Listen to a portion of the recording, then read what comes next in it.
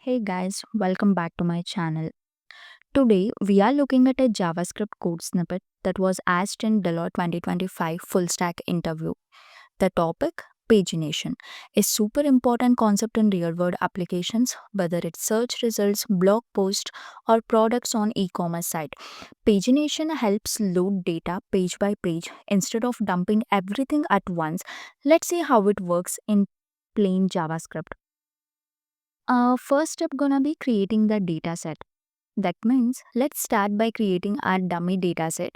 We use a for loop to generate 100 result objects, each having an ID, a title, and a description. This gonna simulate a real life API response like fetching a list of users, orders, or a blog post. The step 2 is gonna be the pagination function. Now let's dive into the code logic pagination. We create a reusable function get results for page.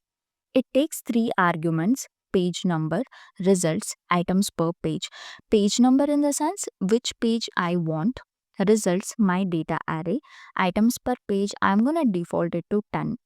The start index and end index define the slice range and we return that portion of the array. Let's say like I want to fetch results for page 6. We can simply call this variable page 6 and call the function get results for page with the argument 6 and results. Whenever I'm gonna log, I will get a output results with IDs from 51 to 60 because for page 6, let's say start index is 6 minus 1 into 10, the answer is 50. End index, it's gonna be 60. So slice of 50 to 60 gives us exactly 10 results.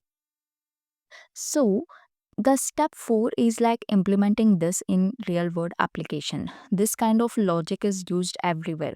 Imagine you're building a UI that loads search results page by page. Instead of loading 10,000 results at once, you can show 10 to 20 items per page, improving both performance and user experience. And it works seamlessly with front end frameworks or backend APIs. And that's it, guys. Simple pagination using JavaScript, clean, efficient, and interview worthy.